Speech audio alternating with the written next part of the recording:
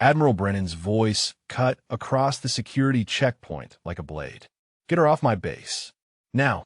His finger jabbed toward the woman standing calmly between two military police officers, her uniform crisp despite the early morning humidity that already had everyone else wilting. "She doesn't belong here."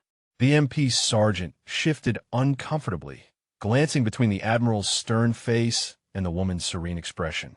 "Sir," her credentials checked out at the gate. Standard protocol was followed.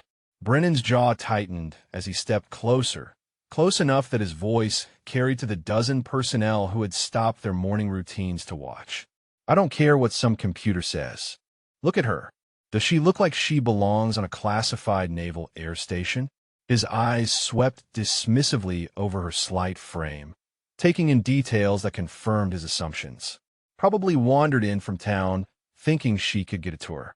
The woman remained silent, her hands clasped behind her back in a posture that spoke of military bearing, though Brennan saw only defiance. Before we dive into this story, drop a comment and let us know what state you're watching from. Maybe you've witnessed similar situations where authority was questioned in your community. She had appeared at the main gate 40 minutes earlier, presenting identification that the system had accepted without question. But Admiral Brennan prided himself on knowing everyone of importance who belonged on his base, and this woman was a complete unknown.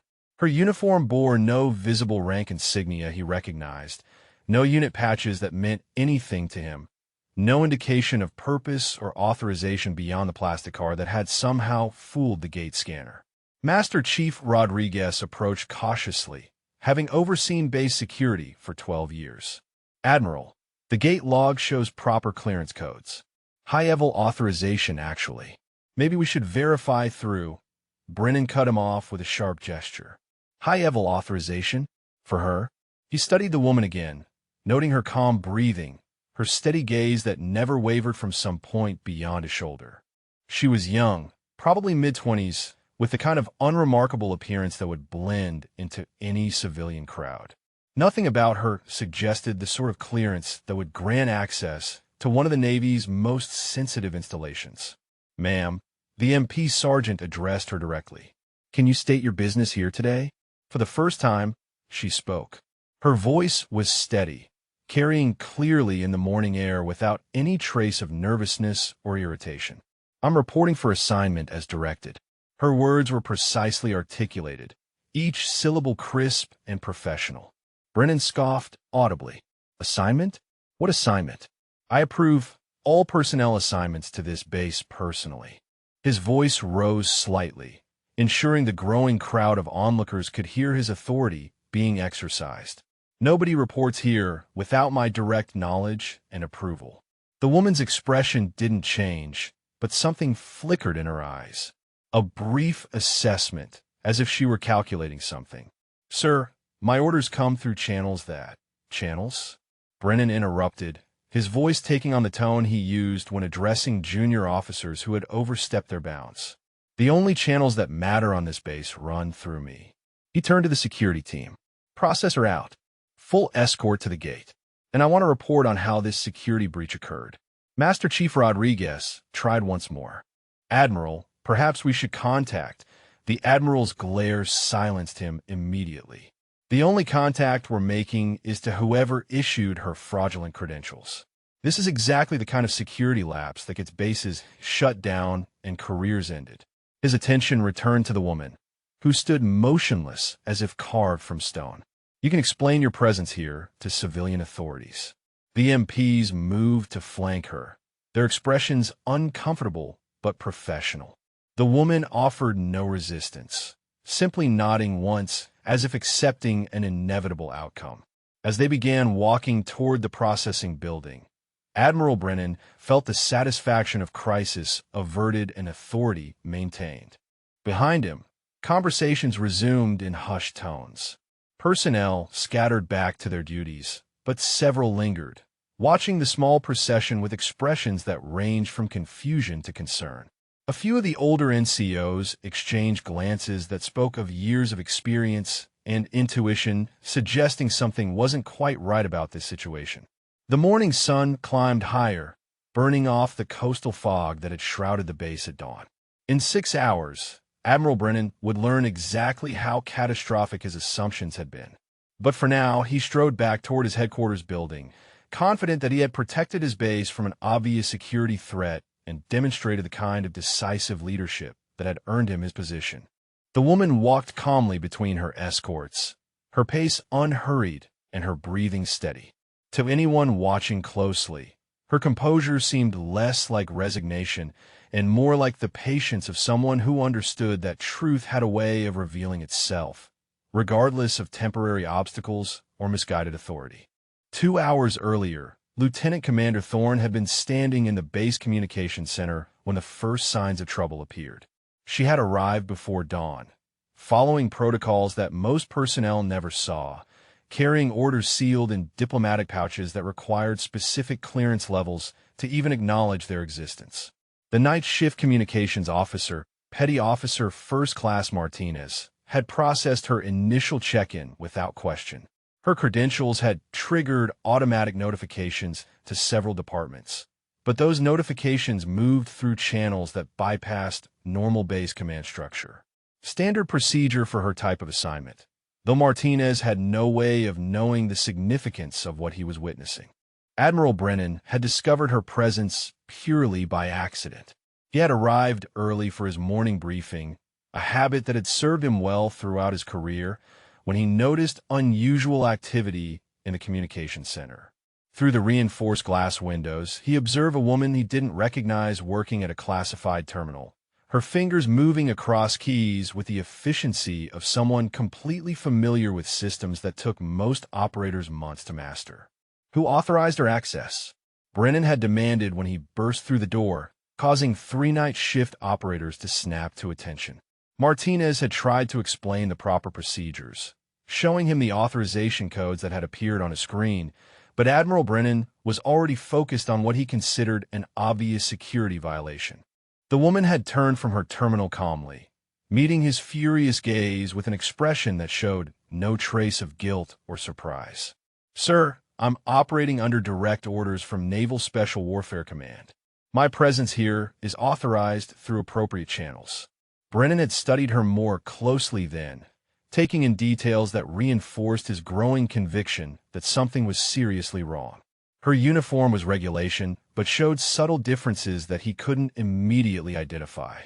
No visible rank insignia, no name tape, no unit patches that he recognized from his 26 years of service. Everything about her appearance suggested someone trying to blend in without proper authorization. "Naval Special Warfare doesn't coordinate through my base without my knowledge," he had stated flatly. "Every operation, every assignment, every personnel movement crosses my desk for approval." His voice carried the absolute certainty of someone accustomed to having his authority unquestioned. She had remained silent for several seconds, as if considering her response carefully. "Sir, there are operational security requirements that—" "Operational security?"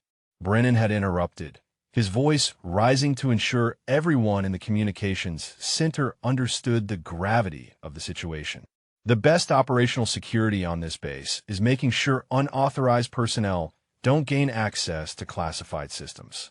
He gestured toward the terminal she had been using. "That equipment requires clearances that take months to process and verify." Martinez had attempted to intervene again, pulling up the authorization codes on his primary screen. "Admiral, her credentials showed top-secret SCI clearance with special access programs. The system accepted her biometrics and confirmed her identity through 3 separate databases."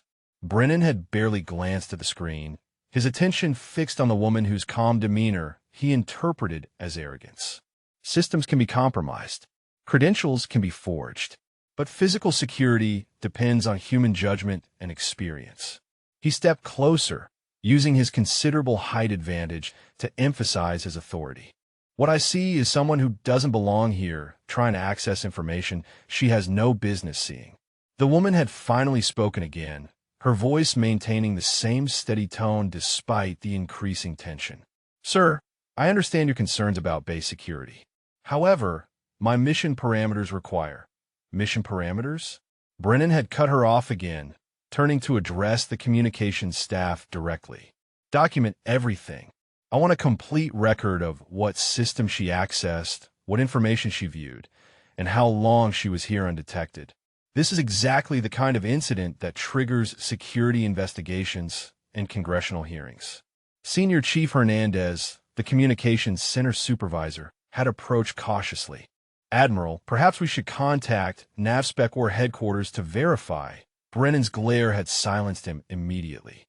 We're not contacting anyone until we understand exactly what happened here and how our security was compromised. He turned back to the woman, who stood motionless beside the terminal, her hands now clasped behind her back in a posture that somehow managed to convey both respect and quiet confidence.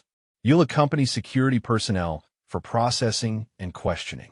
The woman had nodded once, accepting the situation without protest or argument, as if she had expected this exact scenario and prepared for it accordingly. Her compliance had only reinforced Brennan's conviction that he was dealing with someone who understood she had been caught in an act she couldn't adequately explain or justify.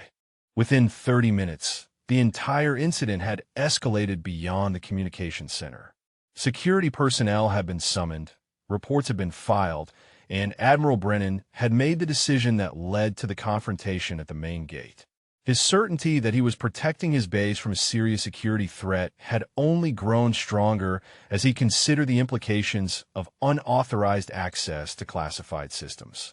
Now, as he reviewed the morning's events from his office, Admiral Brennan felt the satisfaction of a job well done. He had identified a potential threat, taken decisive action, and demonstrated the kind of vigilance that kept military installations secure. The fact that the woman had offered so little resistance only confirmed his assessment that she knew her position was indefensible. His aide knocked and entered with the morning briefing materials. "Sir, there are several priority messages waiting for your attention. Some unusual communications traffic overnight."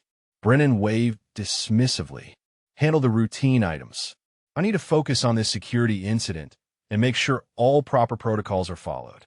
He leaned back in his chair, confident that his quick action had prevented what could have been a significant compromise of base security and operational integrity. The processing building buzzed with uncomfortable energy as word spread through the base's informal communication network. Staff Sergeant Kim watched from the motor pool as the small procession made its way across the tarmac, her wrench pausing mid-turn on the engine she was servicing. "That's not right," she muttered to Corporal Davis, who had stopped his fuel truck to observe the unusual sight. Master Chief Rodriguez walked alongside the MPs, his expression troubled in a way that 20-year veterans recognized as significant. He had tried twice more to suggest contacting higher command, but Admiral Brennan's orders had been explicit and non-negotiable. Still, something about the woman's bearing gnawed at his professional instincts, a subtle recognition that he couldn't quite articulate but couldn't dismiss. Inside the processing facility, Petty Officer Second Class Thompson prepared the standard out-processing paperwork while stealing glances at the woman who sat calmly in the waiting area. Her posture remained perfectly erect, hands folded in her lap, eyes focused on some middle distance as if she were running calculations or reviewing procedures. Thompson had processed dozens of security violations over his 4 years at the facility, and none of the previous subjects had displayed this level of composure. "She's taking this awfully well," whispered Seaman Recruit Foster to his supervisor. "Most people getting kicked off base are either angry or scared. She looks like she's waiting for a routine appointment." His supervisor, Chief Petty Officer Wallace, had been thinking the same thing. 36 years of military service had taught him to read people, and everything about this woman suggested someone accustomed to high-pressure situations and complex protocols. Her breathing pattern never changed, her pulse appeared steady, and she hadn't asked a single question about procedures or timelines. Professional calm or resignation, but something felt distinctly off about the entire situation. The woman finally spoke when Thompson approached with his clipboard. "How long does standard processing typically take?" Her question was matter-of-fact, as if she were inquiring about routine administrative timing rather than the duration of her ejection from a classified military installation. Thompson glanced at Chief Wallace before responding. Usually about 2 hours for complete documentation and escort to the gate, unless there are complications or additional security concerns. He paused, studying her reaction. Is there somewhere you need to be? She considered the question for several seconds, then shook her head slightly. Time considerations will be handled appropriately. Her response was precise, but revealed nothing about her circumstances or concerns. Thompson had the distinct impression that she was operating according to some internal protocol that accounted for exactly this type of delay. Outside, the morning shift change was bringing fresh personnel into contact with news of the security incident. Lieutenant Junior Grade Patterson heard about it in the mess hall, where conversations had taken on the hushed tones reserved for unusual events. Aviation electrician's mate First Class Torres mentioned it to his crew chief, who immediately stopped what he was doing and asked for details. You see her yourself? The crew chief pressed. What did she look like? Something in his voice suggested more than casual curiosity, as if the description might trigger recognition or concern. Torres described what he had observed from the maintenance hangar. Young, maybe mid-20s. Calm as ice. Wearing a flight suit that looked regulation, but something was different about it. Couldn't see any patches or rank insignia from where I was standing. The crew chief's expression grew more troubled with each detail. Flight suit? That changes things. Torres nodded, confirming what he had seen. The crew chief pulled out his radio and made a quiet call to someone in operations, his voice too low for anyone nearby to hear the conversation clearly. Back in the processing facility, Chief Wallace was reviewing the woman's initial documentation when he noticed something that made him pause. The authorization codes in her file contained letter combinations that he recognized from his time with Special Operations Support. Codes that typically appeared only in files related to compartmentalized programs and need-to-know operations that existed above normal command structure. He approached Petty Officer Thompson discreetly. Take a look at Section 7 of her clearance documentation. Tell me what you see. Thompson studied the codes, his expression shifting from routine boredom to careful attention. These are way above my clearance level, he admitted quietly. I've never seen authorization patterns like this except in theoretical training scenarios. Chief, are we sure we're handling this correctly? Wallace had been asking himself the same question for the past hour. Admiral's orders were clear and direct, but the documentation suggested complexities that neither of them were qualified to evaluate. We follow orders and document everything carefully, but I'm making some calls to verify procedures. The woman seemed to sense the shift in atmosphere around her. She looked up from her contemplative focus and met Chief Wallace's eyes directly. Is there a communications terminal available? I'd like to check in with my command and report my status. Wallace hesitated. Standard procedure for security violations prohibited unsupervised communications, but her request was delivered with the kind of calm authority that suggested she expected compliance. Ma'am, I'll need to verify what communications are authorized under current circumstances. She nodded acceptance, but added quietly, time-sensitive operational considerations may apply. Wallace felt another chill of recognition, the kind that came from years of working with personnel whose missions operated outside normal channels and timelines. As the morning progressed, more base personnel became aware of the unusual situation. Conversations in work areas grew more frequent and intense. Senior enlisted personnel began making subtle inquiries through their networks, seeking information about the woman's identity and the circumstances of her removal. The base's informal intelligence network was activating, driven by collective instincts that something significant was being mishandled. Admiral Brennan remained in his office, confident in his decision and focused on other pressing matters. He had scheduled a conference call with regional command to discuss budget allocations and operational readiness metrics. The security incident that morning represented exactly the kind of decisive leadership that his superiors valued, and he looked forward to including it in his next efficiency report. But throughout the base, experienced military personnel were beginning to sense that the Admiral's decisive action might have consequences that none of them were prepared to handle. Chief Wallace approached the woman with careful steps, his years of experience telling him that whatever was unfolding here required delicate handling. "Ma'am, I can authorize one brief communication to notify your command of your current status. Standard monitoring protocols will apply." She looked up from her seated position, meeting his eyes with an expression that conveyed both gratitude and something else he couldn't quite identify. Understanding, perhaps, or recognition that he was extending professional courtesy beyond what regulations strictly required. "Thank you, Chief. I appreciate your consideration of operational necessities." The secure communication terminal sat in a separate room designed for sensitive conversations, its walls lined with materials that prevented electronic surveillance from outside sources. Chief Wallace activated the system and stepped back to provide the minimal privacy that security protocols allowed. The woman approached the terminal with the same measured calm she had displayed throughout the morning's events. Her fingers moved across the keypad with practiced efficiency, entering a number sequence that seemed longer and more complex than standard military contact protocols. Chief Wallace noticed that she paused twice during the dialing process, as if confirming specific digits that carried particular significance. The call connected after only 2 rings, suggesting that whoever she was contacting had been expecting communication. "Raptor 7 requesting status update," she said simply, her voice carrying clearly in the small room despite its subdued tone.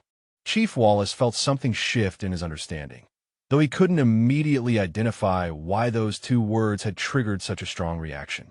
There was something about the way she spoke them, with the kind of precision that suggested they carried meaning beyond their literal content. The response from the other end was inaudible to Wallace, but he could see the woman's posture straighten slightly as she listened. After 30 seconds of silence, she spoke again. "Affirmative. Local command intervention as anticipated. Proceeding with contingency protocols pending resolution." Another pause, longer this time, during which her expression remained neutral, but her breathing pattern changed almost imperceptibly. Chief Wallace found himself studying her reaction with the intensity of someone trying to decode a message in a foreign language. Everything about her responses suggested communication with authority that operated at levels he rarely encountered. "Understood. Estimated timeline remains within acceptable parameters." She paused, then added something that made Wallace's blood pressure rise. "Request priority notification to SecNav office regarding operational security concerns at this installation." Her words were delivered with the same calm precision, but their implications hit him like a physical blow. The Secretary of the Navy. She was requesting contact with the Secretary of the Navy. Chief Wallace had processed hundreds of personnel actions over his career, but he had never encountered anyone with the apparent authority to make such requests casually, as if it were routine administrative procedure rather than contact with one of the highest officials in naval command structure. The conversation continued for another minute, during which she provided what sounded like location coordinates and timing estimates. Her responses suggested that whoever was on the other end possessed detailed knowledge of her situation and had already prepared contingency measures for exactly this type of incident, as if her current circumstances were not unexpected, but rather one of several scenarios they had planned for. "Copy that. We'll maintain communication protocol, as discussed. Raptor 7 out." She ended the call with the same efficient movements she had used to initiate it, then turned to face Chief Wallace with an expression that somehow managed to convey both appreciation and subtle warning. "Thank you for facilitating that communication, Chief. I understand this situation creates difficult circumstances for base personnel." Her words carried undertones that suggested she recognized the position her presence had created for everyone involved in processing her removal. Wallace struggled to maintain his professional composure while processing what he had just witnessed. "Ma'am, that call sign you used. Raptor 7. He paused, searching for the right way to phrase his growing concerns. That designation carries specific operational significance in certain circles. She studied his face for several seconds, as if evaluating how much he might understand about the implications of what he had observed. You have special operations experience, Chief. Your background suggests familiarity with compartmentalized command structures and need-to-know protocols. It wasn't a question, but rather a statement that demonstrated her access to information about his service record that should have been available only to personnel with appropriate clearances. Chief Wallace felt another piece of the puzzle clicking into place, though the complete picture remained frustratingly unclear. 22 years ago, I spent 18 months attached to a joint task force that operated under similar communication protocols, he admitted carefully. Never saw anything exactly like this, but the patterns are familiar. Ma'am, with respect, are we handling this situation appropriately? Her expression softened slightly, the first time since her arrival that she had displayed anything approaching personal warmth.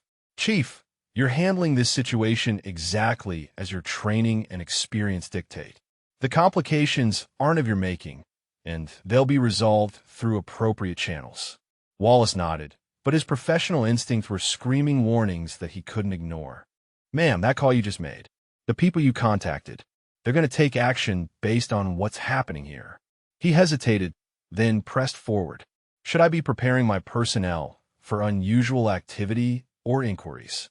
She considered his question with the same careful attention she had given everything else that morning. Your personnel should continue following established procedures and document everything according to standard protocols. Change nothing, but ensure all records are complete and accurate.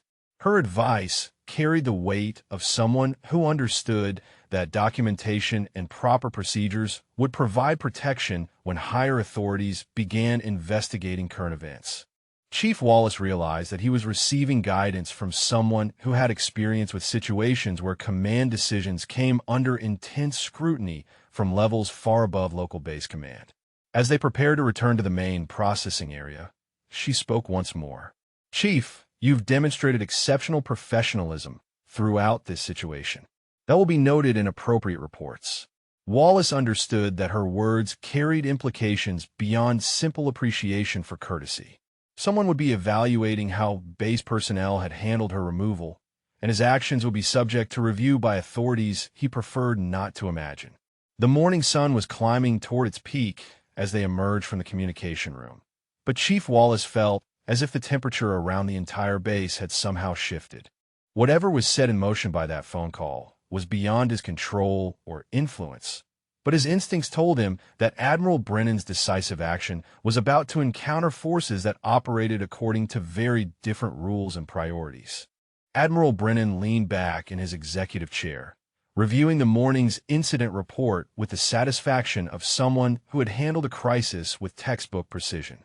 His aide, Lieutenant Commander Sarah Walsh, sat across from his desk taking notes as he dictated his official assessment of the security breach and subsequent resolution. The individual in question gained unauthorized access to classified systems through what appears to be sophisticated credential forgery, Brennan stated with the confidence of 26 years of command experience. Quick identification and decisive action prevented potential compromise of sensitive information and demonstrated proper security protocols in action.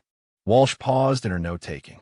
Sir, Master Chief Rodriguez mentioned some unusual aspects of our authorization codes. Should we include his concerns in the official report? Her question was carefully neutral, but Brennan detected the slight hesitation that suggested she might be harboring doubts about the situation's straightforward nature. Rodriguez is an excellent Master Chief, but he lacks the broader perspective necessary to evaluate sophisticated security threats. Brennan's tone carried the authority of someone accustomed to having his assessments accepted without question. These codes can be duplicated by hostile intelligence services with sufficient resources and motivation. The important thing is that we recognized the threat and neutralized it before any damage occurred. He stood and walked to the window overlooking the flight line, where morning operations continued with their usual efficiency. F-18 Super Hornets sat in precise formation, their crews conducting pre-flight inspections with a methodical care that characterized professional naval aviation. The sight reinforced his conviction that his base represented the pinnacle of military readiness and security. This incident will serve as an excellent example for the next security briefing, he continued, turning back to face Walsh. Real-world demonstration of how vigilance and proper training prevent potential disasters. I want copies sent to Regional Command and the Pentagon as a case study in effective threat recognition. Walsh finished writing his instructions, but couldn't quite suppress her professional concerns. Sir, what about her request to contact her command? Chief Wallace mentioned that she made a phone call during processing. Should we follow up on whatever communications she might have initiated? Brennan waved dismissively. Standard procedure for people caught in compromising situations. They always claim to have legitimate reasons and important contacts who can verify their story. He returned to his desk and picked up a stack of routine correspondence that required his attention. By now, she's probably calling every number she can think of, trying to find someone who might help her avoid consequences. The Admiral's confidence in his assessment was absolute. Throughout his career, he had encountered numerous individuals who attempted to talk their way out of difficult situations by claiming connections or authority they didn't actually possess. This morning's incident fit the pattern perfectly, and his experience told him that follow-up investigations would confirm his initial evaluation. His desk phone rang, interrupting his review of supply requisitions. Admiral Brennan, this is Commander Peterson in communications.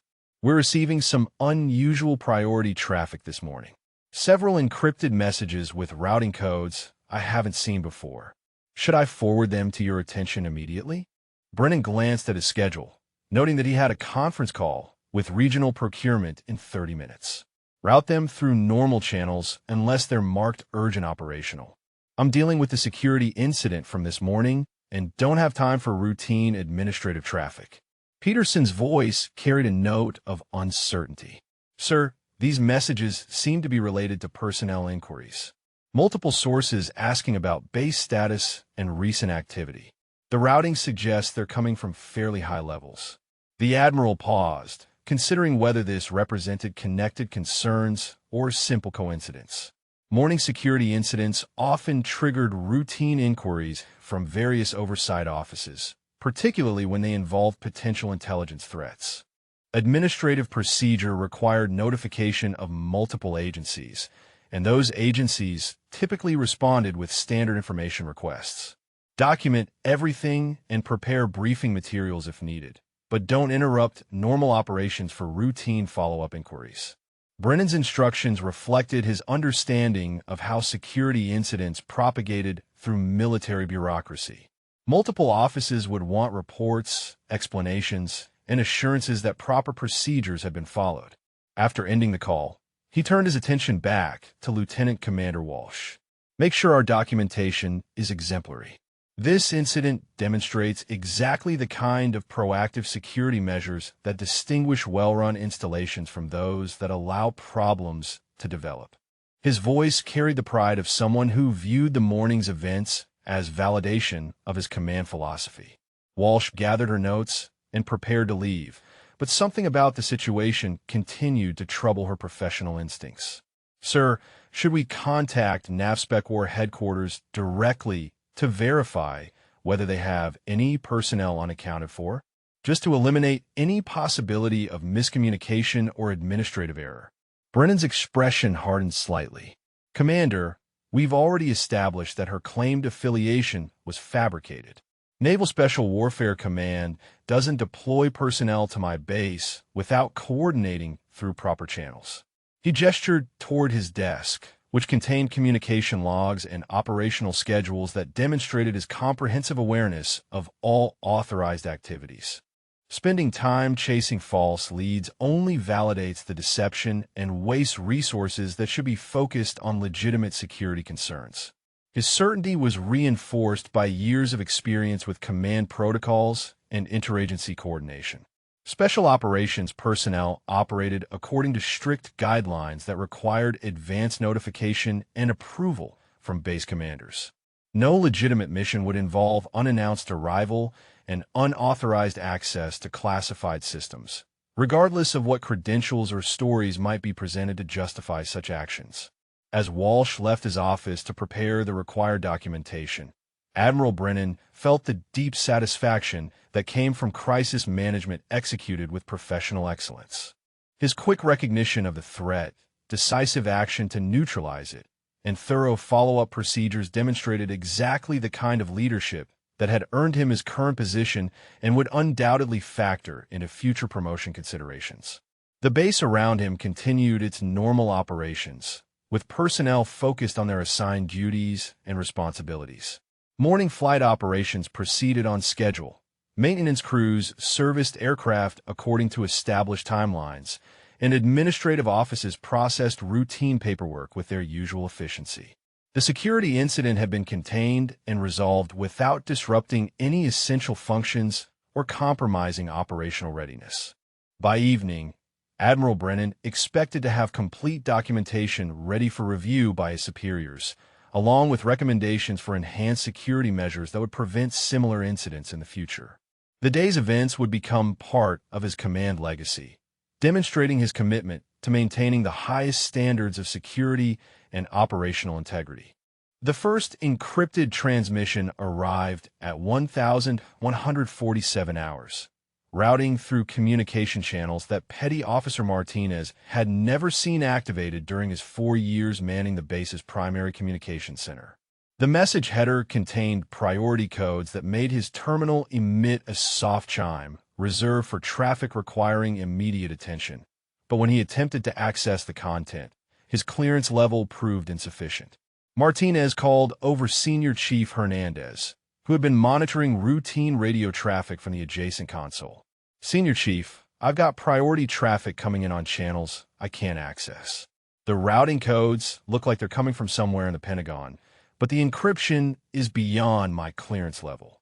Hernandez moved to Martinez's station and studied the message headers with growing concern. These channels hadn't been used since his assignment to the base 3 years earlier, and their activation typically indicated communication related to special operations or sensitive intelligence matters. The fact that multiple messages were arriving simultaneously suggested coordinated activity at levels far above normal base operations. "Keep monitoring and document everything," Hernandez instructed. "I need to contact the communications officer and notify him about unusual traffic patterns." He reached for the secure phone that connected directly to Lieutenant Commander Hayes, the base's senior communications officer, who was currently in a budget meeting with Admiral Brennan's staff. Within 20 minutes, 3 more encrypted messages had arrived through different routing systems, each carrying priority classifications that demanded immediate attention from personnel with appropriate clearances. Martinez noticed that the timing intervals between messages suggested they were part of a coordinated communication sequence, as if multiple agencies or commands were synchronizing their responses to some developing situation. Lieutenant Commander Hayes arrived in the communications center with an expression that mixed professional concern with administrative irritation. He had been pulled from an important meeting about equipment procurement to address what he initially assumed would be routine technical issues. However, one look at the message traffic patterns told him that something far more significant was developing. "How many total messages?" Hayes asked as he reviewed the communication logs that Martinez had been maintaining according to standard procedures. The timestamps and routing information painted a picture of escalating activity that triggered recognition patterns from his previous assignment with Fleet Command. 7 confirmed priority messages in the past 45 minutes, with more arriving every few minutes, Martinez reported. "All encrypted beyond my access level, but the routing suggests they're coming from multiple high-level sources. SecNav office, NavSpec War Command, and at least 3 Pentagon offices I don't recognize." Hayes felt his stomach tighten as he processed the implications.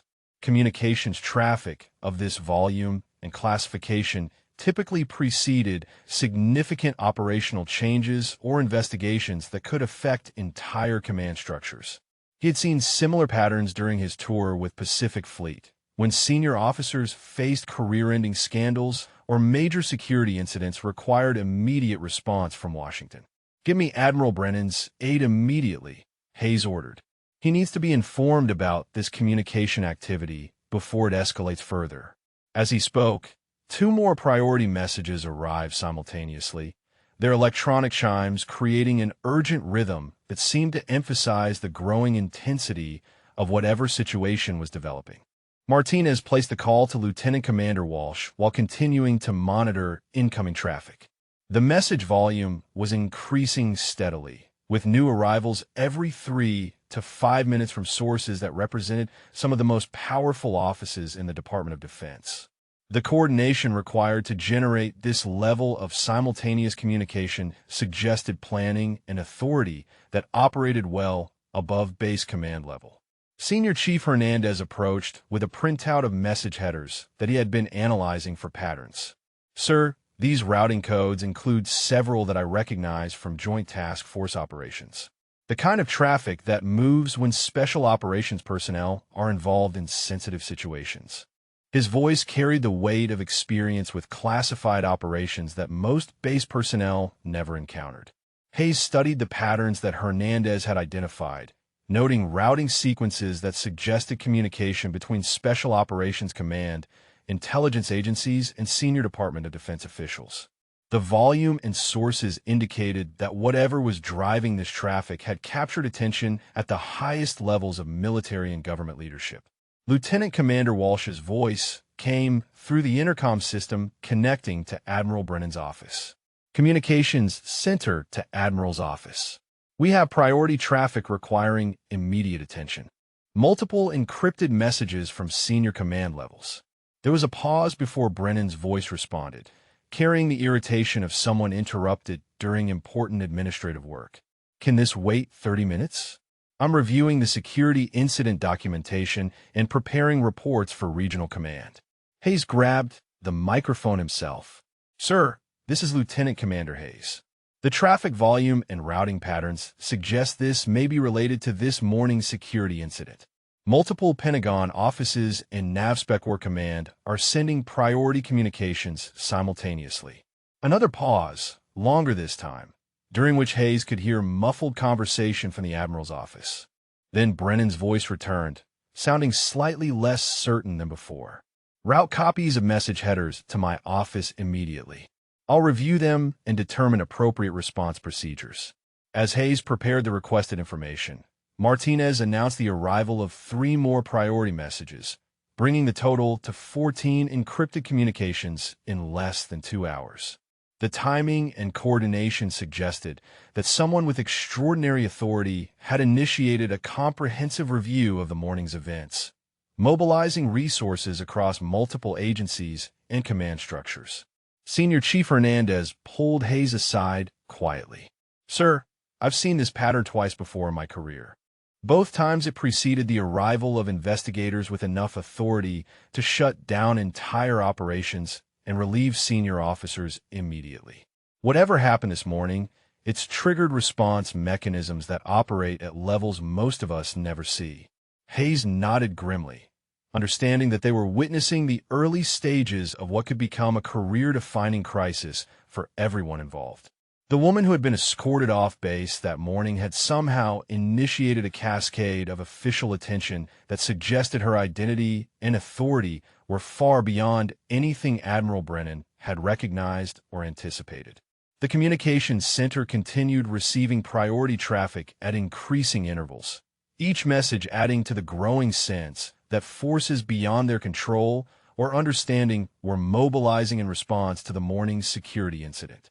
Hayes realized that his next conversation with Admiral Brennan would require delicate handling, as he would need to convey the severity of the situation without appearing to question command decisions that were rapidly proving to have unexpected consequences.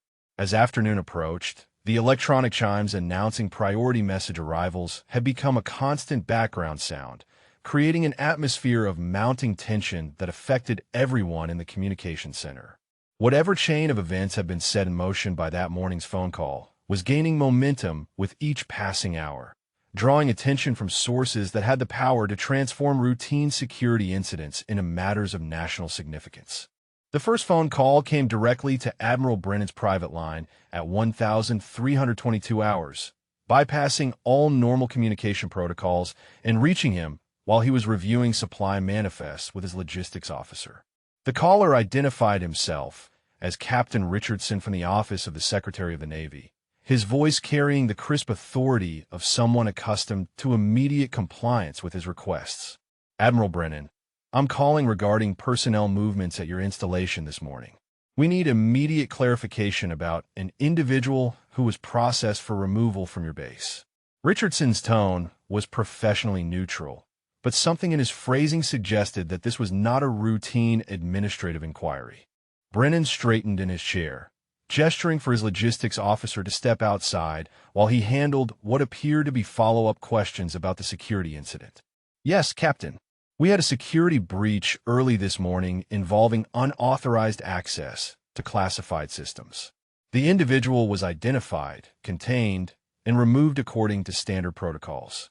There was a pause that lasted several seconds longer than normal conversation timing, during which Brennan could hear muffled background voices and what sounded like papers being shuffled. Can you describe the specific circumstances that led to her removal? Richardson's question was phrased with the precision of someone who already possessed detailed information and was seeking confirmation rather than initial reports.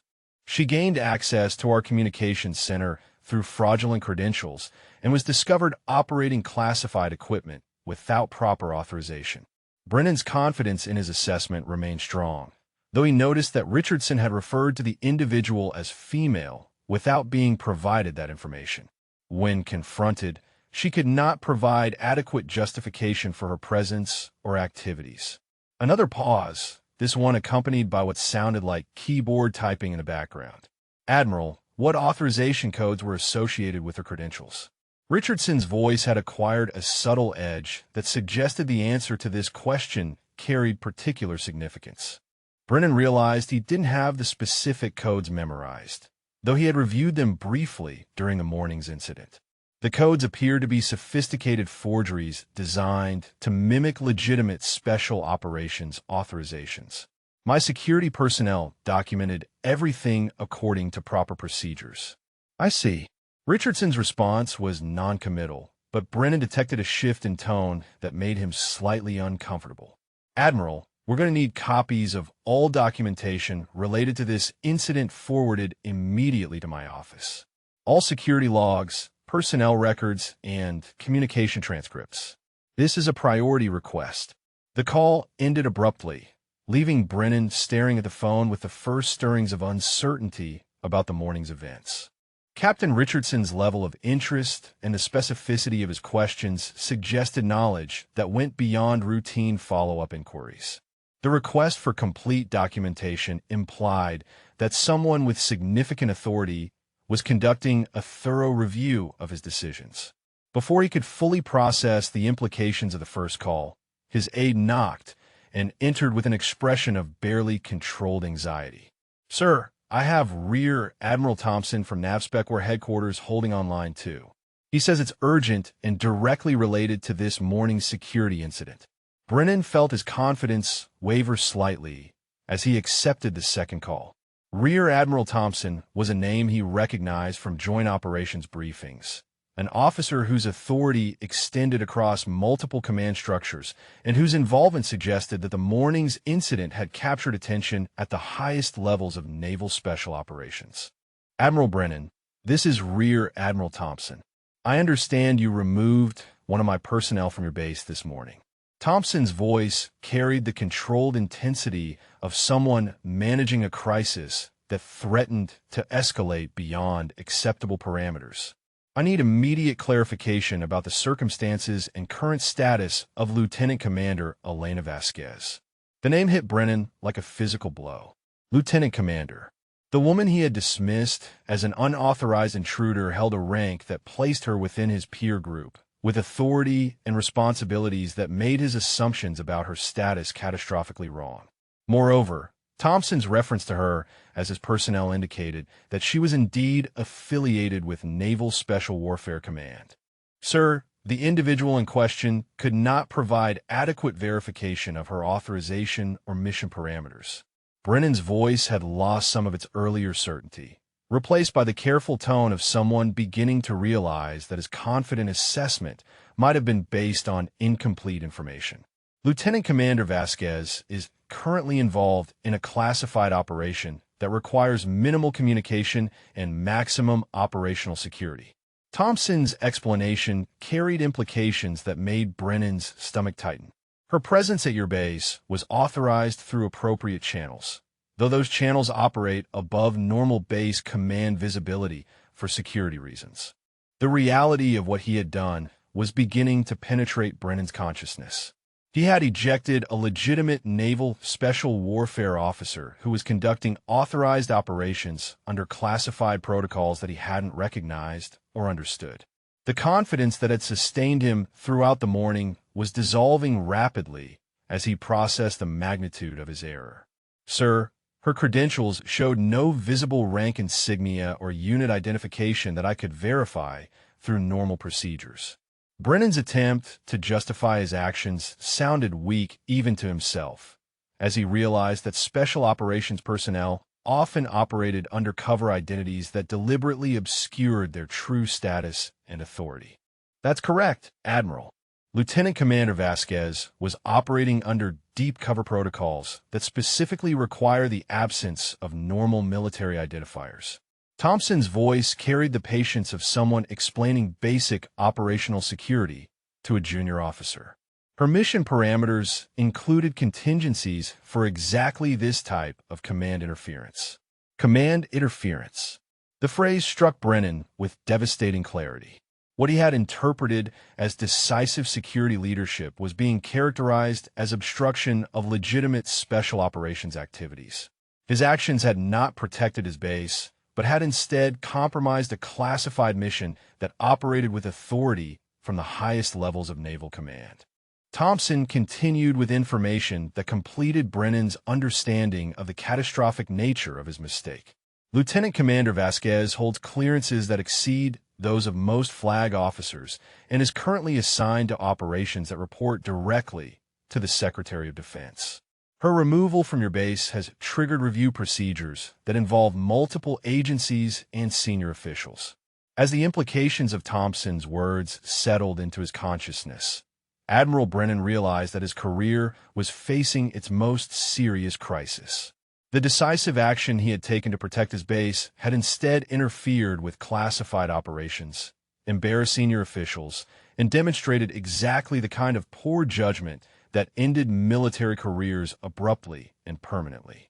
Admiral, I need Lieutenant Commander Vasquez returned to operational status immediately, along with complete documentation explaining why authorized special operations personnel were treated as security threats. Thompson's tone had shifted from explanation to direct command. This situation has already captured attention from levels of government that prefer not to be involved in routine military operations. The phone call ended with instructions for immediate action and promises of follow-up conversations that Brennan understood would determine his professional future. As he sat in his office, surrounded by the administrative materials he had been reviewing with such confidence only hours earlier, Admiral Brennan began to comprehend that the morning's security incident was about to transform his life in ways he could never have anticipated.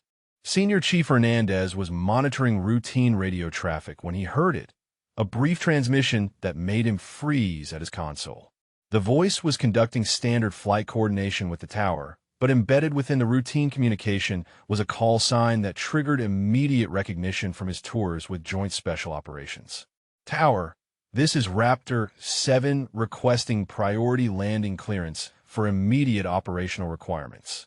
The transmission lasted only seconds, but Hernandez felt his blood pressure spike as he processed the implications of what he had just heard. He grabbed Lieutenant Commander Hayes by the shoulder, pulling him away from the message traffic analysis they had been conducting. Sir, you need to hear this. That call sign just came through tower communications. Raptor 7. Hayes looked confused until Hernandez explained the significance with urgency that bordered on panic. Sir, Raptor designations are reserved for the most classified special operations pilots. Deep black programs that most of us never even hear about. Hayes studied Hernandez's face, seeing an expression of recognition mixed with something approaching fear. If someone with that call sign was on our base this morning, and we processed her for removal, The realization hit Hayes like a physical blow. They had been monitoring communications traffic all day, documenting escalating official attention that seemed disproportionate to a simple security incident. But if the woman Admiral Brennan had ejected carried a Raptor call sign, then every piece of unusual activity suddenly made perfect sense. "Get me Admiral Brennan immediately," Hayes ordered, his voice carrying new urgency. "And pull all communication logs from this morning. I want to know if that call sign appeared in any of the traffic we've been receiving." Martinez looked up from his monitoring station where priority messages continued arriving at regular intervals. "Sir, should I be documenting the Raptor 7 transmission?" The call sign just repeated in another communication with flight operations. "Document everything," Hayes replied grimly, "and prepare for immediate review by personnel with clearances we probably don't possess." He was beginning to understand that they were witnessing the coordination of response activities that operated at levels far above normal base operations. Across the base, other personnel were beginning to make connections that painted an increasingly disturbing picture. Aviation electrician's Mate Torres was servicing communication equipment in the Flight Operations Center when he overheard tower personnel discussing unusual landing requests from aircraft they couldn't identify through normal channels. "That's the second priority landing request with a call sign I've never heard before," one air traffic controller mentioned to his supervisor. Both requests came with authorization codes that bypassed all normal scheduling procedures. Someone with serious authority is coordinating aircraft movements here. Torres remembered his earlier conversation about the woman in the flight suit, and pieces of a larger puzzle began falling into place. The calm professionalism she had displayed, the specialized uniform details he had noticed, the way experienced personnel had reacted with increasing unease throughout the day. Everything suggested they had encountered someone whose authority and mission operated far beyond their normal experience. In the maintenance hangar, conversations had taken on hushed tones as senior enlisted personnel shared observations and growing concerns. Master Chief Rodriguez found himself fielding questions from subordinates who were trying to understand why routine security procedures had triggered such extraordinary official response. "Master Chief, that woman this morning. Something about her didn't fit normal patterns," Petty Officer Collins observed. "I've processed hundreds of personnel actions, but never seen anyone maintain that level of composure when facing removal from a classified installation." Rodriguez had been thinking the same thing since the incident occurred. Her bearing, her responses, the way she seemed to expect exactly what was happening to her. Like she had protocols for this exact situation. He paused, considering information he probably shouldn't share. "I'm hearing that call signs associated with special operations are showing up in today's communications traffic." The implications were becoming clear to personnel throughout the base who possessed enough experience to recognize patterns associated with classified operations and high-level official attention. What Admiral Brennan had characterized as decisive security leadership was increasingly looking like interference with legitimate activities that operated under authority none of them had recognized.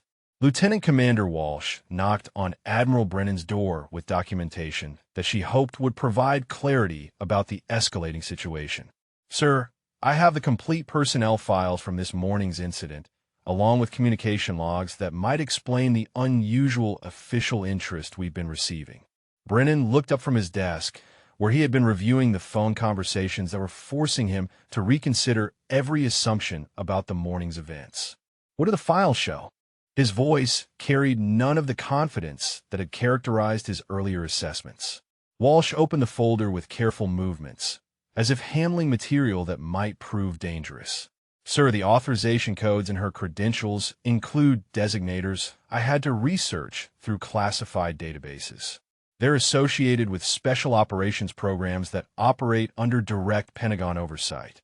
She handed him a summary sheet that contained information extracted from sources requiring clearances above her normal access level. The details painted a picture of someone whose mission and authority had been completely invisible to normal base command structure, despite being entirely legitimate and properly authorized. "Admiral, there's something else. Walsh's voice carried the careful tone of someone delivering information that would fundamentally change her superior's understanding of recent events.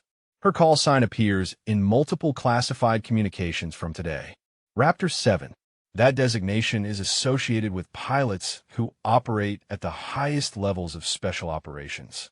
Brennan stared at the documentation, processing information that made his confident security assessment look like catastrophic misjudgment. The woman he had dismissed as a potential threat carried credentials and authority that placed her among the most highly classified personnel in military service. His decisive action had not protected his base, but had instead interfered with operations that required presidential-level authorization. As afternoon shadows grew longer across the base, personnel at every level were beginning to understand that they had witnessed something far beyond routine security procedures. The calm professionalism of the woman who had accepted removal without protest now appeared to be the response of someone who understood that her true authority would ultimately resolve the situation, regardless of temporary interference from local command. The call sign that had triggered recognition among experienced special operations personnel confirmed what many had begun to suspect. Admiral Brennan's morning security incident had involved someone whose mission and identity operated at levels that made his authority irrelevant, and the consequences of that interference were beginning to manifest in ways that threatened to reshape command structures throughout the installation. The third call came from a number that Admiral Brennan's aide couldn't identify through any normal directory, though the area code suggested Washington, D.C. origin, and the voice that answered carried authority that made Lieutenant Commander Walsh's hand shake as she transferred the call to her superior's private line. Admiral Brennan, this is General Patricia Morrison from the Joint Chiefs of Staff. Her introduction was delivered with the kind of measured precision that preceded career-ending conversations. I understand you had an interaction with one of our most sensitive assets this morning. Brennan felt the walls of his office seem to close in around him as he processed the implications of receiving direct contact from someone whose authority extended across all branches of military service. General Morrison's involvement indicated that the morning's incident had escalated beyond naval command structure into the highest levels of Pentagon leadership. General, I followed standard security protocols when confronted with what appeared to be unauthorized personnel accessing classified systems. His voice sounded weak even to himself, as he realized that justifying his actions to someone of Morrison's rank was probably futile at this point. Admiral, Lieutenant Commander Vasquez operates under my direct authority for missions that require presidential authorization. Morrison's words carried the weight of someone who rarely needed to explain the scope of her responsibility.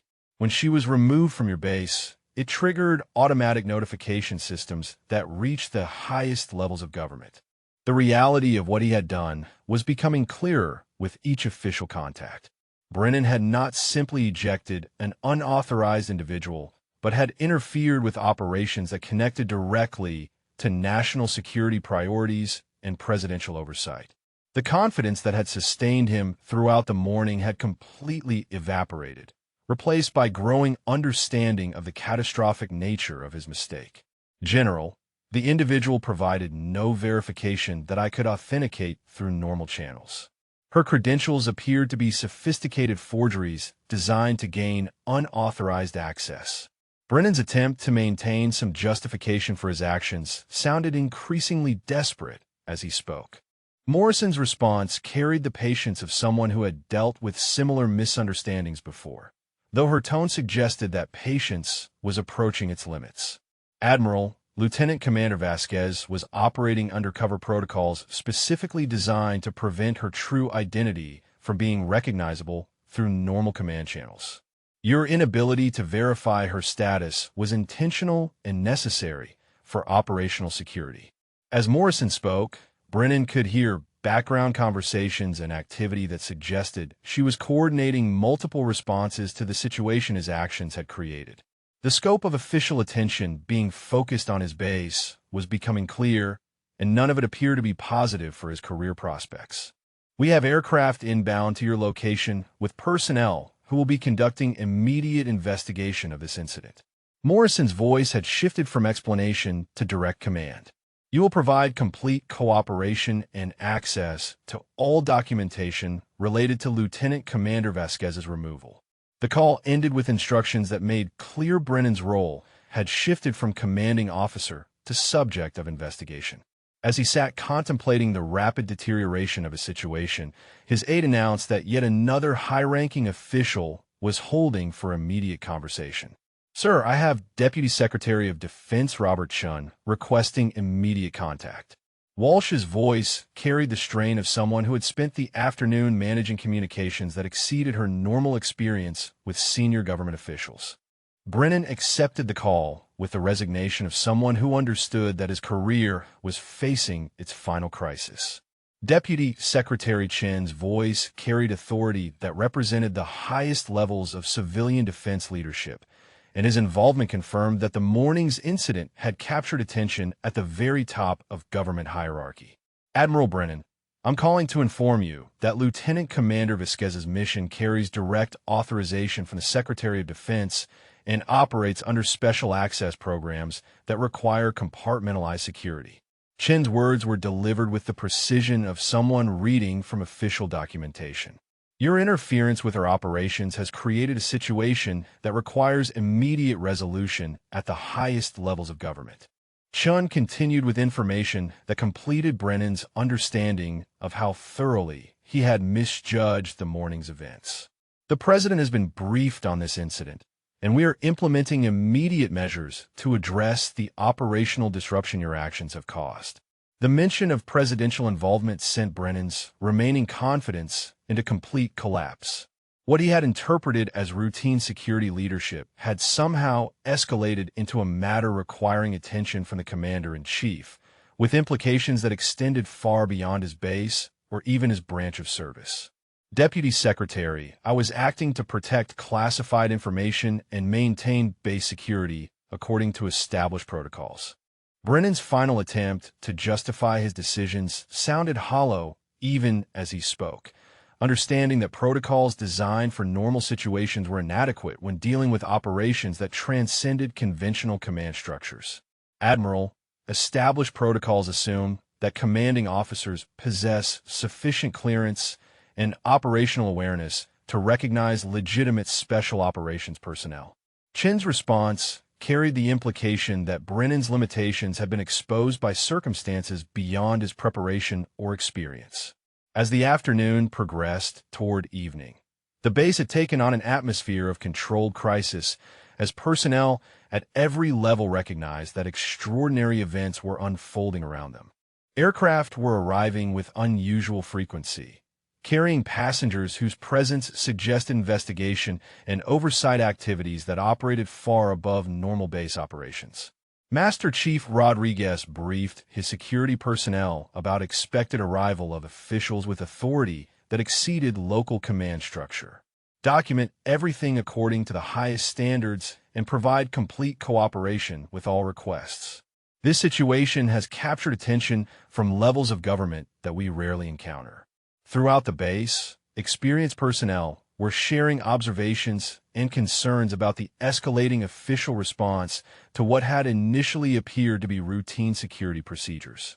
The calm professionalism of the woman who had been escorted off base was beginning to look like the confidence of someone who understood that her true authority would ultimately resolve any temporary interference. Admiral Brennan remained in his office, reviewing documentation and preparing for conversations that would determine whether his military career would survive the day's events. The decisive leadership he had demonstrated that morning was being revealed as catastrophic misjudgment that had interfered with classified operations authorized at the highest levels of government. As evening approached, the sound of approaching aircraft could be heard across the base, carrying personnel who would soon transform the Admiral's confidence security assessment into the subject of investigation that would reshape command relationships and demonstrate the consequences of acting on assumptions rather than verified facts. The briefing room had been cleared of all non-essential personnel when Captain Elena Vasquez walked through the doors at 1847 hours, flanked by two officers whose uniforms bore no identifying marks but whose bearing suggested authority that operated far beyond normal military hierarchy.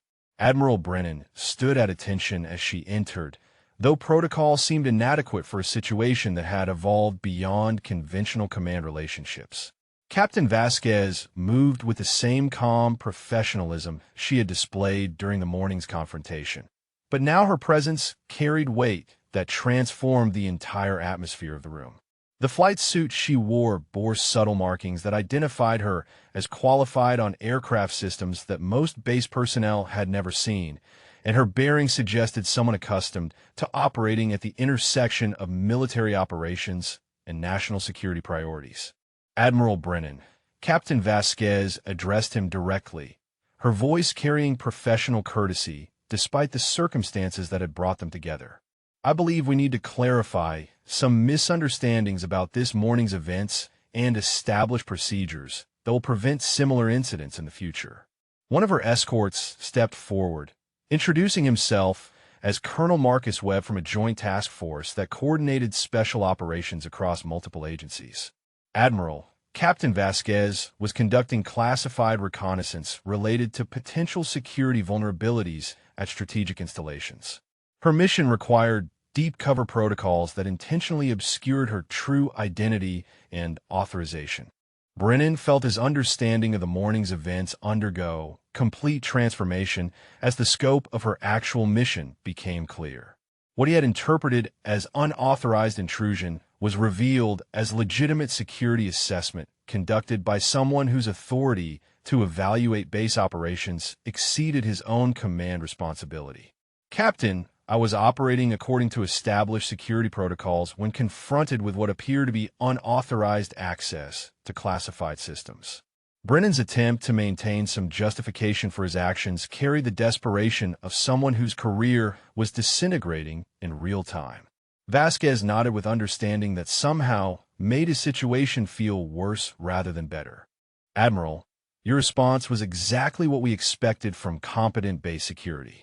The problem wasn't your vigilance, but rather the lack of coordination that should have prevented this type of operational conflict. Colonel Webb opened a classified folder that contained documentation explaining the broader context of Vasquez's mission. Captain Vasquez holds the call sign Raptor 7 and operates as part of a special access program that evaluates security preparedness at critical installations. Her presence here was authorized through channels that deliberately bypass normal command notification to ensure realistic assessment conditions. The revelation that her mission had been designed to test exactly the kind of security response he had provided added another layer of complexity to Brennan's growing understanding of how thoroughly he had been outmaneuvered by circumstances beyond his knowledge or control. What he had interpreted as decisive leadership was revealed as successful completion of her evaluation objectives. Admiral, the issue isn't that you identified a potential security threat. Vasquez continued with professional courtesy that made his mistake seem even more significant. The issue is that established protocols failed to provide you with adequate information to distinguish between legitimate special operations personnel and actual security threats. She gestured toward documentation that outlined the classification levels and compartmentalized access requirements that had made her true identity invisible to normal base command structure. My credentials were authentic, but they were designed to be verifiable only through channels that require clearances above your current authorization level. Brennan realized that he was being educated about operational realities that existed parallel to conventional military command, but remained largely invisible until circumstances forced recognition of their existence. Vasquez represented a level of authority and capability that operated according to rules he had never encountered during his 26 years of service. Colonel Webb provided additional context that completed the picture of how dramatically Brennan had misunderstood the morning situation. Captain Vasquez's mission included evaluation of how base personnel would respond to unidentified individuals with sophisticated credentials. Your response demonstrated both strengths and weaknesses in current security procedures. The strengths included quick identification of unusual activity and decisive action to contain potential threats. The weaknesses involved inadequate coordination between Special Operations Command and base leadership, resulting in interference with legitimate activities that serve national security objectives. Vasquez opened her own folder, revealing documentation that detailed her qualifications and mission authority. Admiral, I hold clearances that exceed those of most flag officers and am qualified on aircraft systems that represent the cutting edge of military aviation technology. My assignment to evaluate your installation came directly from the Secretary of Defense. The scope of her actual authority was becoming clear to Brennan as he processed information that revealed how completely he had misjudged both her identity and the significance of her presence. What he had dismissed as sophisticated credential forgery was revealed as authentic authorization from the highest levels of government. Your base was selected for evaluation because of its strategic importance and the quality of its security procedures, Vasquez continued. The fact that you identified and responded to my presence demonstrates that your personnel are performing their duties with appropriate vigilance. Colonel Webb added information that provided perspective on the broader implications of the morning's events. However, the escalation that followed your initial response revealed communication gaps that create vulnerabilities in our ability to coordinate special operations with conventional command structures. As the briefing continued, Brennan began to understand that his career might survive the day's events, though his role in future operations would likely be significantly different. The woman he had ejected from his base possessed authority that made his command decisions subject to review by officials whose power extended across all branches of government. Captain Vasquez concluded the briefing with information that would reshape his understanding of military operations for the remainder of his career. Admiral, Special Operations personnel will continue to conduct classified missions that require minimal coordination with conventional command structures. Your job is to maintain security while recognizing that some activities operate under authority that transcends normal base command. The revelation that his base would continue hosting operations beyond his knowledge or control represented a fundamental change in how he understood his command responsibility. What he had interpreted as comprehensive authority over all base activities was revealed as management of conventional operations that existed alongside classified missions he might never recognize or understand. As the briefing concluded, Admiral Brennan faced the reality that his confident assessment of the morning security incident had exposed limitations in his operational awareness that would require significant adjustment to his command philosophy and procedures. Admiral Brennan stared at the classified documentation spread across the briefing table, his face draining of color as the full implications of Captain Vasquez's identity and mission crystallized in his mind. The woman he had dismissed as a security threat 6 hours earlier possessed clearances that exceeded his own, authority that reached directly to the Secretary of Defense, and qualifications that placed her among the most elite pilots in military service. The call sign Raptor 7 wasn't simply a designation, but rather a symbol of capabilities that operated at the intersection of aviation excellence and national security priorities. Captain Vasquez was qualified to pilot aircraft that most military personnel never saw, conducting missions that required presidential authorization and coordination with intelligence agencies whose existence remained classified. Colonel Webb watched Brennan's expression change as he processed information that fundamentally altered his understanding of military hierarchy and operational authority. Admiral, Captain Vasquez represents a level of specialization that requires compartmentalized security. Her presence at your base was part of an evaluation that extends across multiple installations and commands. The scope of her actual mission was becoming clear through documentation that revealed systematic assessment of security procedures at strategic facilities throughout the military infrastructure.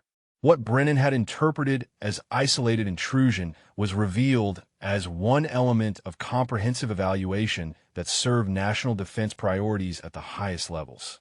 Captain Vasquez observed his reaction with professional sympathy, understanding that his experience represented a common response when conventional command structures encountered special operations realities.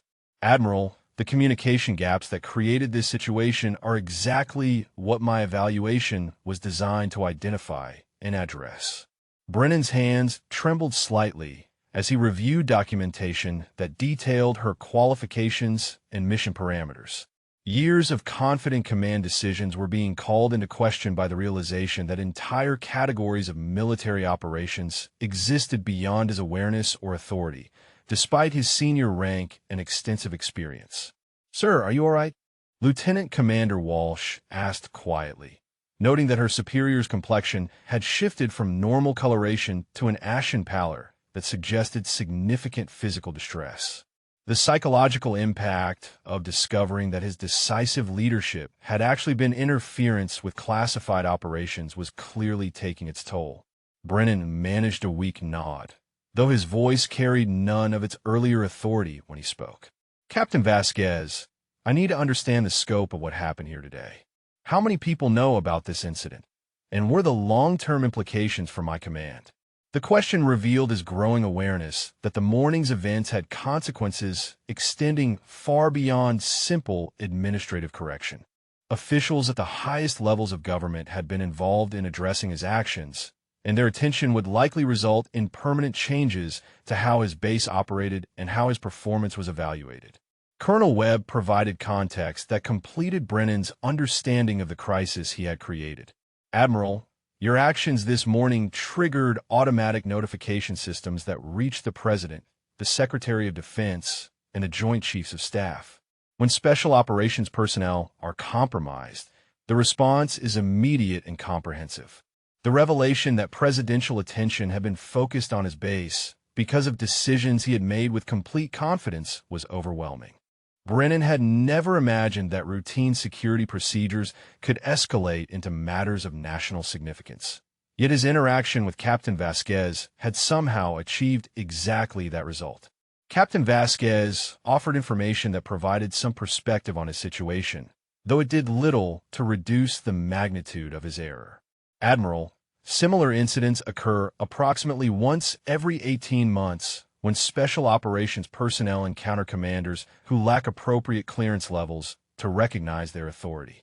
The fact that his experience was not unique provided minimal comfort, as Brennan realized that other senior officers had faced similar career-defining moments when their operational awareness proved inadequate for circumstances they encountered. The difference was that those officers had probably learned from their mistakes without requiring presidential notification. "Your response demonstrated exactly the kind of security vigilance that protects critical installations," Vasquez continued. "The problem was systemic rather than personal, involving communication protocols that failed to provide adequate coordination between special operations and conventional command structures." Colonel Webb opened another folder containing information about procedural changes that would result from the morning's incident. "Admiral, your base will be designated as a Special Operations Coordination Facility, with enhanced communication protocols and expanded clearance requirements for senior personnel." The announcement that his command would be fundamentally transformed as a result of the day's events represented both opportunity and challenge. Enhanced status would bring additional responsibility and resources, but it would also subject his decisions to scrutiny from officials whose authority exceeded conventional military hierarchy. Brennan's voice was barely audible when he asked the question that had been building throughout the briefing. "Will this incident affect my career prospects and future assignments?" The query carried the weight of 26 years of service and the understanding that single mistakes could end distinguished military careers abruptly. Captain Vasquez exchanged glances with Colonel Webb before responding with information that would determine Brennan's professional future. "Admiral, your actions this morning will be documented as successful identification of potential security threats, followed by appropriate cooperation with special operations personnel once their authority was established." The characterization of his mistake as successful security procedures followed by professional cooperation represented damage control that could preserve his career while acknowledging the educational value of his experience. However, Brennan understood that his future assignments would likely involve enhanced oversight and reduced independence. Colonel Webb concluded the briefing with instructions that would reshape Brennan's command philosophy for the remainder of his service. Admiral, Special Operations will continue conducting classified missions that require minimal conventional command coordination. Your responsibility is maintaining security while recognizing that some activities operate under authority that transcends your immediate chain of command. As the briefing concluded and Captain Vasquez prepared to leave, Admiral Brennan faced the reality that his confident assessment of the morning's security incident had exposed limitations in his operational awareness that would require fundamental adjustment to his understanding of military command and authority. The woman he had dismissed as an unauthorized intruder was departing as Captain Elena Vasquez, call sign Raptor 7, whose authority and capabilities operated at levels that made his command decisions subject to review by the highest officials in government. His face remained pale as he contemplated the permanent changes this single day had brought to his career and his understanding of the military hierarchy in which he served. 3 senior officers emerged from the unmarked aircraft that had landed at 1923 hours, their arrival marking the formal beginning of Admiral Brennan's professional reckoning. General Patricia Morrison led the delegation, accompanied by officials whose authority extended across multiple agencies and whose presence indicated that the morning's incident had triggered response mechanisms reserved for the most serious operational crises. Captain Vasquez met the delegation at the aircraft, providing immediate briefing about the day's events and the current status of her mission evaluation.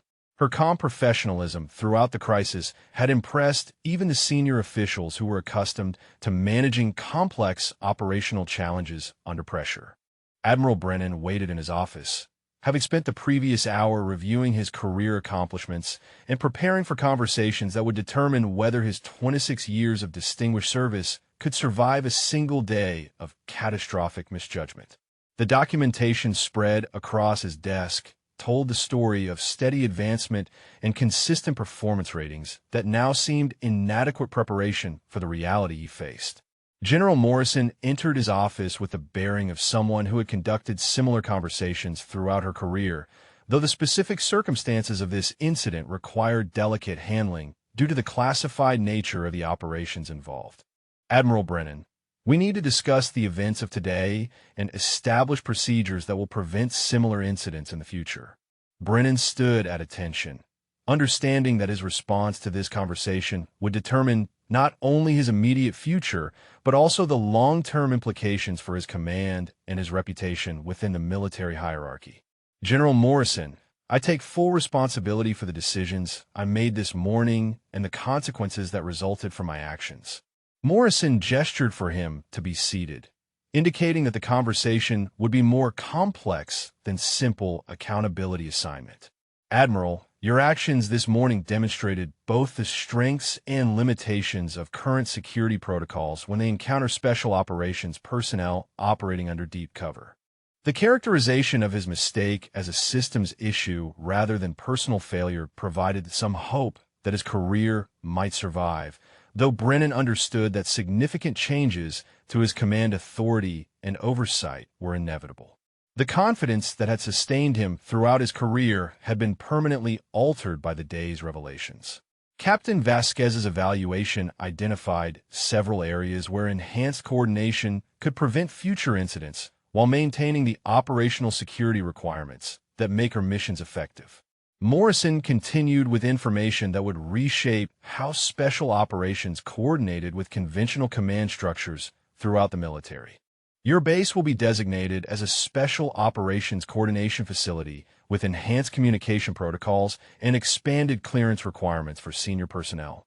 Morrison's announcement confirmed that the morning's incident would result in permanent institutional changes that extended far beyond individual accountability.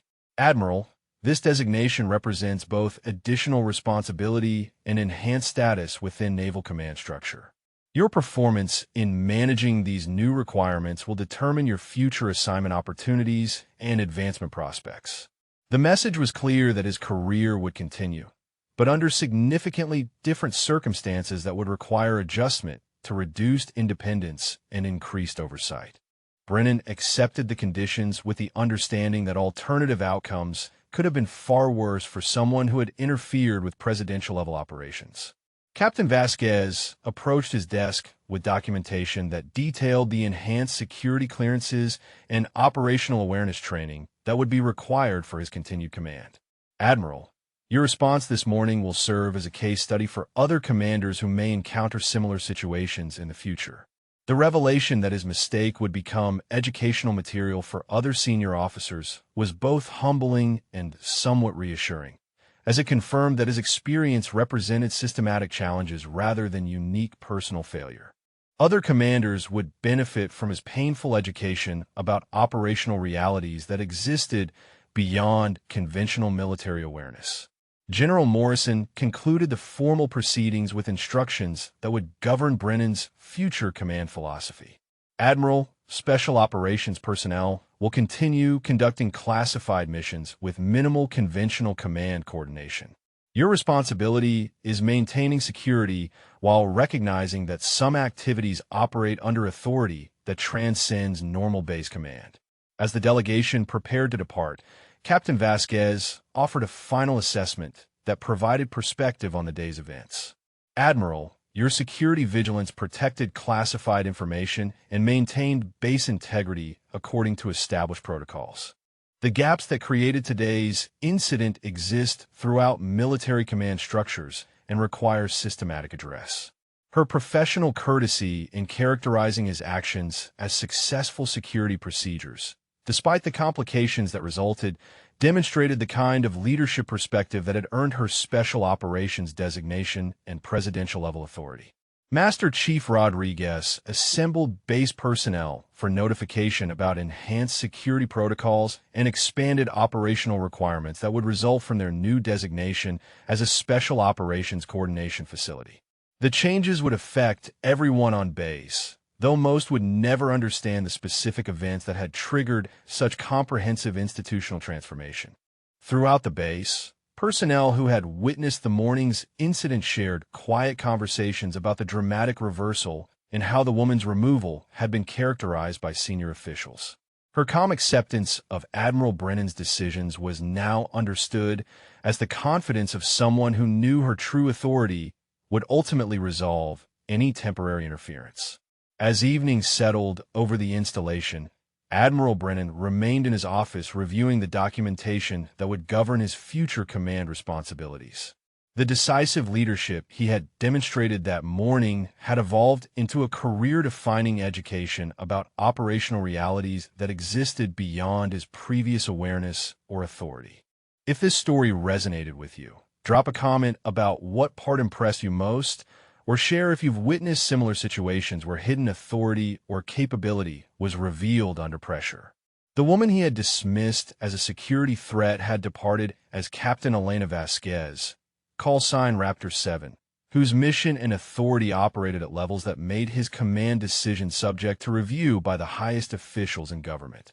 The morning security incident had become an institutional learning experience that would influence special operations coordination for years to come, demonstrating how single encounters between conventional command and classified operations could trigger changes that affected entire military hierarchies.